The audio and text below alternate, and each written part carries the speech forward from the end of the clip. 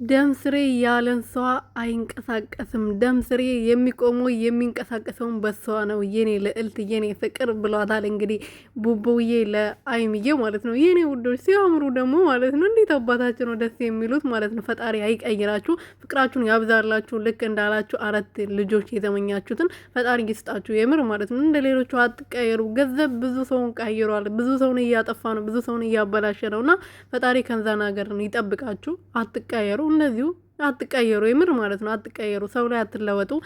በጣም ብዙ ጊዜ ሰውን የሆነ የመዳም ቅመሞች የሆነ ነገር እንኳን ሲሆኑ አይዟችሁ በርቱ ምናምን ይላሉና ቡቡ በተለይ ብዙ ጊዜ በርቱ እህቶቼ፣ ስግደት እህቶቼ እናንተ አትጨነቁ በሰው ሀገር ናችሁ ይላል። ብዙ ጊዜ ይናገራል አይታችሁት ከሆነ ማለት ነውና ፈጣሪ እንደዚሁ እንትን ይበላችሁ፣ አይቀይራችሁ ባህሪያችሁ። ሌላ ምንም አልልም። ሰላም ሰላም ቤተሰብ እንዴት ናችሁ? ደህና ናችሁ ወይ? እኔ ያለው ሁሉ ሰላም ፈጣሪ ይመስገን።